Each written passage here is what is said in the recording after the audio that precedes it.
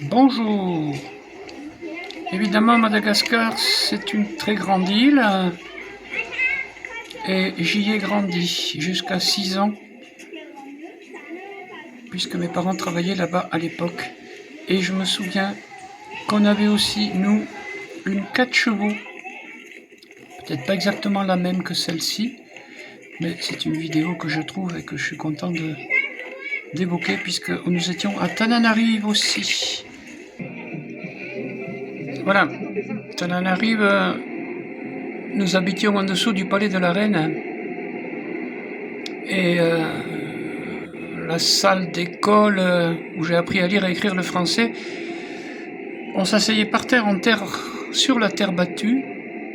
C'est pour une vue maintenant de Tananarive. Mais j'ai quand même un très bon souvenir. Seule la religieuse avait son tableau noir. Voilà. Et je me rappellerai toujours que pour faire nos besoins, ça se passait dans la nature, à l'extérieur. J'ai souvenir du Zuma, le marché aux fleurs, des grandes plantes de plus de 2 mètres de haut, et aussi quand il pleuvait très très fort, de la pluie qui ricochait à 1 mètre de haut sur les façades des maisons, puisque en 53, figurez-vous, jusqu'en 56, toutes les routes et les rues de Tananarive n'étaient pas goudronnées. Voilà, je poursuis un peu sur Tananarive, n'est-ce pas? Là, on a effectivement apparemment une madone qui domine Tananarive.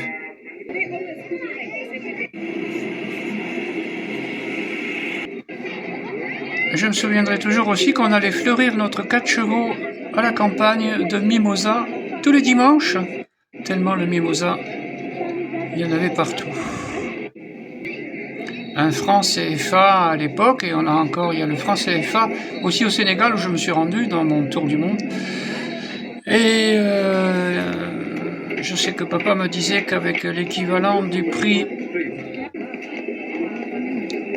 d'un beefsteak haché en France, on avait à Madagascar à l'époque un gigot d'agneau. Et n'oublions pas évidemment qu'on est dans l'océan Indien qui entoure l'île.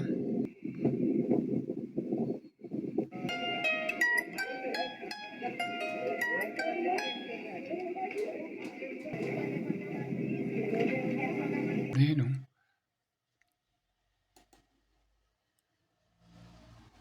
Donc Madagascar, oui, oui, effectivement.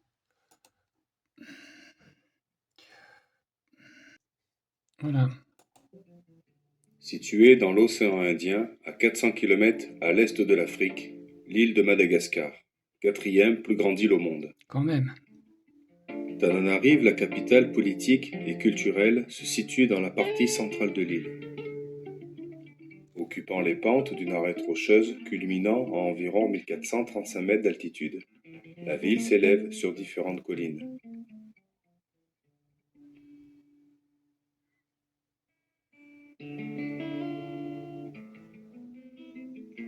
Perché sur l'une des plus hautes collines de la ville, le palais de la reine offre une vue imprenable sur Tananarive et peut également être vu dans presque tous les quartiers de la capitale. Et nous habitions en dessous. Telle une présence constante qui rappelle aux Tananariviens leur histoire. Sa population dépasse les 2 millions d'habitants. Les Français s'emparent de la ville en 1895. En 1896, Madagascar devient colonie française. L'arrivée du général Gallieni donne à Tananarive un nouveau statut, celui de capitale de Madagascar. La ville se transformera alors. Avec la construction de nouvelles voies urbaines, des tunnels furent percés pour faciliter l'accès des quartiers est et ouest au centre-ville. La construction de la gare et de la première voie ferrée qui reliera Tananarive au grand port de la côte est de Tamatave. La fondation de l'école de médecine qui fait partie d'une des plus belles œuvres architecturales. Toute cette architecture, toute cette infrastructure a été faite du temps de Gallieni.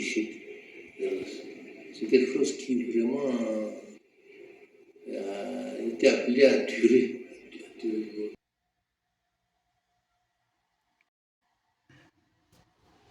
Et ça recommence. Constitue un patrimoine architectural original, fruit du métissage entre des apports mernes et européens.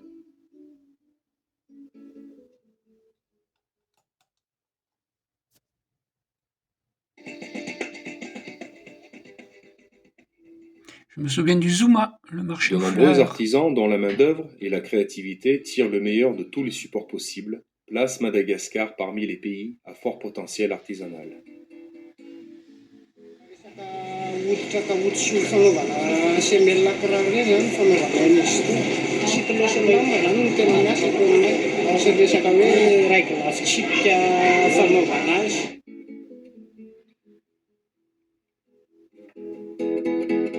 Le plus économique pour traverser la ville. Taxi Brousse. Il faut compter environ 30 centimes d'euros le trajet. Les receveurs de chaque compagnie annoncent à voix haute leur destination.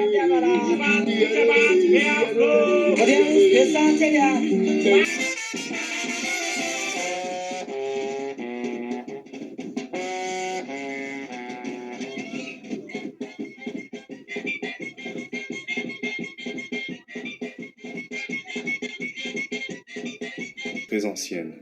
Il est même considéré comme étant la culture de référence en matière de production agricole.